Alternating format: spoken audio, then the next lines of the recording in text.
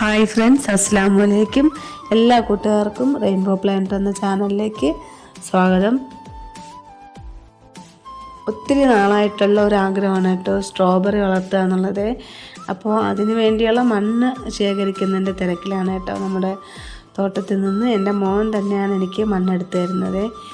ഞാൻ ആരെയും നിർബന്ധിച്ച് ചെയ്യിക്കുന്നതല്ല, എൻ്റെ മോൻ തന്നെ എനിക്ക് ചെയ്തു തന്നതാണ് കേട്ടോ. അത് ചെറിയൊരു മൺവെട്ടിയാണ് കേട്ടോ. എൻ്റെ എനിക്ക് ഇവിടെ കൃഷി തുടങ്ങിയപ്പോൾ വാങ്ങി തന്നാണ്. കൃഷിയെന്ന് പറയുന്നില്ല, ഓക്കെ, അടുക്കള തോട്ടം ചെയ്യാൻ വേണ്ടി തുടങ്ങിയല്ലോ, അപ്പോൾ അതിന് വേണ്ടി എനിക്ക് വാങ്ങി തന്നതാണ് കേട്ടോ. അപ്പോൾ ഇത് പിള്ളേർക്ക് നല്ല എളുപ്പമാണ്, എനിക്ക് എളുപ്പമാണ്. ആ ബാക്കിലുള്ള ആ സൂചി പോലെ ഇരിക്കുന്ന വെച്ച് നന്നായിട്ട് ഇളക്കിയിട്ട് മണ്ണ് നമുക്ക് എടുക്കാനേ ഉള്ളൂ. അത് നല്ല ഒരു എളുപ്പമുള്ള ടൂൾസാണ് കേട്ടോ. ഏകദേശം 4 ചട്ടിയോളം മണ്ണ് എനിക്ക് എടുത്ത് തന്നു. വേറെ കുറച്ച് ചെടികളൊക്കെ വെക്കാനുണ്ട് കേട്ടോ. അപ്പോൾ പാവം എന്നെ സഹായിച്ചതാണ്. അപ്പോൾ ഇതുപോലെ ഞാൻ സ്ട്രോബെറി ഇതിന് മുമ്പേ ഒന്ന് വാങ്ങി വെച്ചിട്ടുണ്ടായിരുന്നേ. വളരെ ചെറിയതായിരുന്നു കേട്ടോ. അപ്പോൾ ഇത് ഞാൻ വാങ്ങിയത് കുഴപ്പമുള്ളത് തന്നെയാണ്. ഇവിടെ ഒത്തിരി സ്ട്രോബെറി ഉണ്ടായിരുന്നു. എല്ലാം ഏകദേശം 3/4 ഭാഗത്തോളം നല്ല ആരോഗ്യമുള്ള പ്ലാന്റ്സുകൾ തന്നെയാണ് കേട്ടോ. അപ്പോൾ അതിൽ നിന്നും 2 എണ്ണം ഞാൻ താൽക്കാലികമായിട്ട് വാങ്ങി. ഏകദേശം 2 ആഴ്ചയോളം എൻ്റെ വീട്ടിൽ ഞാൻ ഒരു ചെടിച്ചട്ടിയുടെ ചുവട്ടിൽ വെച്ചിരുന്നു. കാരണം നമ്മൾ ഏതൊരു പ്ലാന്റ്സ് വാങ്ങിയിരുന്നാലും കുറഞ്ഞതൊരു 4 ദിവസമെങ്കിലും നമ്മളെ വീടിൻ്റെ അറ്റ്മോസ്ഫിയറുമായിട്ട് അന്തരീക്ഷവുമായിട്ടൊക്കെ ഒന്ന് പൊരുത്തപ്പെട്ട് വരുന്നത് വരെ നമ്മൾ ആ പ്ലാന്റ്സിനെ നമ്മൾ റിപ്പോർട്ട് ചെയ്യാൻ പാടില്ല. അതാണ് നമ്മൾ ആദ്യത്തെ ഒരു ടിപ്പെന്ന് പറയാനുള്ളത്. ചിലരൊക്കെ ഗാർഡനിൽ നിന്ന് വാങ്ങി അങ്ങനെ കൊണ്ടുവന്ന് വെക്കുന്നുണ്ട്, എന്നിട്ട് നന്നായിട്ട് വളരുന്നില്ല എന്ന് കുറ്റവും പറയുന്നുണ്ട്. അതിൻ്റെ മെയിൻ കാരണം അതാണ് കേട്ടോ. പിന്നെ ഈ സ്ട്രോബെറിക്ക് ഒരു കാര്യങ്ങളുണ്ട് കേട്ടോ. ഒന്നല്ല 2-3 കാര്യങ്ങൾ നമ്മൾ ശ്രദ്ധിച്ചാൽ നല്ല രീതിയിൽ നമുക്ക് തന്നെ സ്ട്രോബെറി വീട്ടിൽ ചെയ്തെടുക്കാവുന്നതേ ഉള്ളൂ. അപ്പോൾ ഇതിനു മുമ്പ് ഞാൻ ഒരു സ്ട്രോബെറി വാങ്ങി വെച്ചത് എൻ്റെ അറിവില്ലായ്മ കൊണ്ട് അത് നശിച്ചു പോയി. അത് വളർത്തേണ്ടതായിട്ടുള്ള കുറച്ച് സ്റ്റെപ്സൊക്കെ ഉണ്ട്, അതെല്ലാം നമ്മൾ ഫോളോ ചെയ്താൽ മാത്രമേ നന്നായിട്ട് വരുള്ളൂ. ഒന്നാമത്തെ കാര്യം നമ്മൾ ശ്രദ്ധിക്കാനുള്ളത് പോട്ടാണ് കേട്ടോ. ഒത്തിരി വലിയ പോട്ടൊന്നും എടുക്കരുത്, മീഡിയം സൈസാണ് കേട്ടോ. അതുപോലെ തന്നെ ഡ്രെയിനേജ് ഹോളും ഉണ്ടാവണം. ഇതുപോലെ അടഞ്ഞിരിക്കുന്നതാണെങ്കിൽ ചെറിയൊരു കത്രികയോ എന്തെങ്കിലും വെച്ച് അതിൻ്റെ ഹോള് നമ്മൾ വലുതാക്കി എടുക്കണം. കാരണം വെള്ളം കെട്ടി നിൽക്കാൻ പാടില്ല, അതിനു വേണ്ടിയാണ്. അപ്പോൾ ഈ കല്ല് വെച്ചെന്നും പറഞ്ഞ് വെള്ളം പോവാതെ ഇരിക്കില്ല. എല്ലാവർക്കും അറിയാമല്ലോ മെയിനായിട്ടുള്ള സ്റ്റെപ്പ് എന്ന് പറയുന്നത്. ഇതുപോലെ അത് അടച്ചതിന് ശേഷമാണ് പിന്നെ റിപ്പോർട്ടിംഗ് മിക്സ് ഇടാനുള്ളത്. ഈ പോട്ടിംഗ് മിക്സിന് തന്നെ വളരെയധികം വ്യത്യാസമുണ്ട്. അതിനാൽ നമ്മൾ സ്ട്രോബെറി പ്ലാന്റ്സ് നടുമ്പോൾ പോട്ടിംഗ് മിക്സിന് നല്ല ഒരു പോട്ടിംഗ് മിക്സ് തയ്യാറാക്കണം.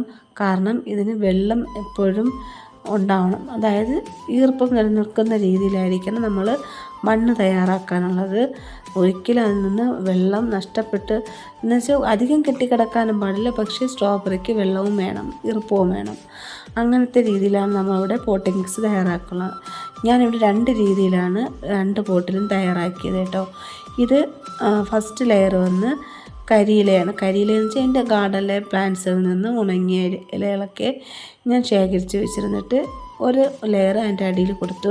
പക്ഷേ ഇതുവരെയൊക്കെ അങ്ങനെ ചെയ്യുന്നത് ഞാൻ കണ്ടിട്ടില്ല. ഇത് എൻ്റേതായ രീതിയിൽ ഞാൻ ചെയ്തതാണ്. ഇതെന്തെന്ന് വെച്ചാൽ നമ്മുടെ കരിയില കമ്പോസ്റ്റും അതുപോലെ തന്നെ കോക്കോ പീറ്റും കൂടെ ചേർന്ന ഒരു മിക്സാണ് കേട്ടോ. ഇത് ഏകദേശം ഈ 2 പാത്രത്തോളം ഞാൻ 2-3 പാത്രത്തോളം ഞാൻ എടുത്തിട്ടുണ്ടായിരുന്നു കേട്ടോ. അപ്പോൾ ഈ മിക്സ് വേറൊരു പോട്ടിൽ നിന്നല്ലോ, ആ മിക്സിന് ഒരു ലെയർ അങ്ങനെ ഇട്ടു. അതായത് കൊക്കോ പീറ്റും കമ്പോസ്റ്റും ചേർന്നുള്ള മിക്സ് വേറൊരു പോട്ടിൽ അത് ഒരു ചെറിയൊരു ലെയർ ഇട്ടു, അതങ്ങനെ മാറ്റി വെച്ചു. എന്നിട്ട് ഇതെന്തെന്നറിയാമോ, നമ്മുടെ ഗാർഡൻ സോയിലും ഇതുപോലെ കൊക്കോ പീറ്റും കമ്പോസ്റ്റും ചേർന്ന മിക്സിലേക്ക് നല്ല ഉണക്ക ചാണകം 2 കപ്പോളം ഇട്ടിട്ടുണ്ടായിരുന്നു കേട്ടോ. ഈ ചാണകത്തിലെ നൈട്രജൻ്റെ അളവ് കൂടുതലാണ്, അതുകൊണ്ട് ഇത് നമ്മുടെ സ്ട്രോബെറി ചെടിക്ക് ഏറ്റവും ബെസ്റ്റാണ് കേട്ടോ. അപ്പോൾ നൈട്രജൻ കണ്ടൻറ്റുള്ള ഈ നമ്മുടെ ചാണകപ്പൊടി ആഴ്ചയിൽ അല്ലെങ്കിൽ 10 ദിവസത്തിലൊരിക്കലെങ്കിലും ഈ സ്ട്രോബെറി ചെടിയുടെ ചുവട്ടിൽ ഇട്ട് കൊടുക്കുന്നത് ഏറ്റവും നന്നായിട്ടുള്ള ഒരു കാര്യമാണ് കേട്ടോ. 10 ദിവസത്തിലൊരിക്കലെങ്കിലും ഇനി എന്തെങ്കിലുമൊക്കെ വളങ്ങൾ നമ്മൾ ഇട്ട് കൊടുക്കണം. ഏറ്റവും ബെസ്റ്റ് ചാണകമാണ് കേട്ടോ. അപ്പോൾ നമ്മൾ ഈ വാങ്ങിയ ഓരോ ചട്ടിയിലെയും അല്ലെങ്കിൽ ഓരോ കവറിലെയും സ്ട്രോബെറിയെയും അതിൻ്റെ കവറ് റിമൂവ് ചെയ്തിട്ട് അടിയിലെ കുറച്ച് മണ്ണ് മാറ്റണം കേട്ടോ. അടിയിൽ കുറച്ച് മണ്ണ് മാറ്റണം. ഞാൻ എന്നിട്ടാണ് വെച്ചിട്ടുള്ളത് കേട്ടോ. എന്നുവെച്ചാൽ ചുറ്റുമല്ല, നടുക്ക് ഭാഗത്ത് നിന്നാണ് ഞാൻ മണ്ണ് മാറ്റിയത്.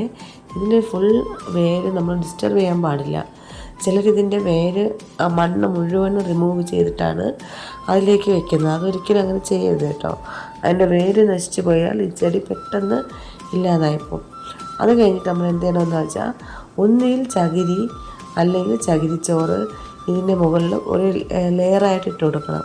അത് ചെയ്യുന്നത് എന്തെന്ന് വെച്ചാൽ ഈ ചെടിയുടെ തണ്ടിൻ്റെ ഭാഗം, അതായത് ഏറ്റവും താഴെയുള്ള ഈ ക്രൗൺ എന്ന് പറയുന്ന ഭാഗം ഒരിക്കലും ഈ മണ്ണിൻ്റെ അടിയിലോട്ടോ അല്ലെങ്കിൽ നമ്മളിപ്പോൾ ഇടുന്ന ചകിരി ചോറിൻ്റെ അടിയിലോട്ടോ പോകാൻ പാടില്ല. എങ്കിൽ അത് നശിച്ചു പോകാനുള്ള സാധ്യതയുണ്ട്. ചെടി ചീഞ്ഞു പോകുന്നത്. ഈ കാണുന്ന ഭാഗത്തെയാണ് ക്രൗൺ എന്ന് പറയുന്നത്. അത് ഒരിക്കലും മണ്ണിനടിയിൽ പോകാൻ പാടില്ല. വെള്ളം ഒഴിക്കുമ്പോൾ ആ ക്രൗണിൽ പറ്റാതെ ചുറ്റും വെള്ളം ഒഴിച്ചു കൊടുക്കാൻ ശ്രമിക്കുക. എല്ലാ കൂട്ടുകാരും റെയിൻബോ പ്ലാന്റർ എന്ന ചാനൽ ലൈക്ക് ചെയ്യുക, ഷെയർ ചെയ്യുക, സബ്സ്ക്രൈബ് ചെയ്യുക. സബ്സ്ക്രൈബ് ചെയ്യാതെയാണ് കാണുന്നതെങ്കിൽ സബ്സ്ക്രൈബ് ചെയ്ത് സപ്പോർട്ട് ചെയ്യണേ. അപ്പോൾ നിങ്ങളുടെ എല്ലാ വിലയേറിയ അഭിപ്രായങ്ങളും കമൻറ്റായി രേഖപ്പെടുത്താനും മറക്കരുത് കേട്ടോ. അപ്പോൾ എല്ലാവരും കമൻറ്റ് ചെയ്യുകയും ചെയ്യണം, ലൈക്കും ചെയ്യണം. നിങ്ങളുടെ ഓരോ ലൈക്കും എൻ്റെ ചാനലിൻ്റെ വളർച്ചയ്ക്ക് ഏറ്റവും പ്രധാനമാണ് കേട്ടോ. അപ്പോൾ എല്ലാവരും ലൈക്ക് ചെയ്യാൻ മറക്കല്ലേ. Okay, thank you.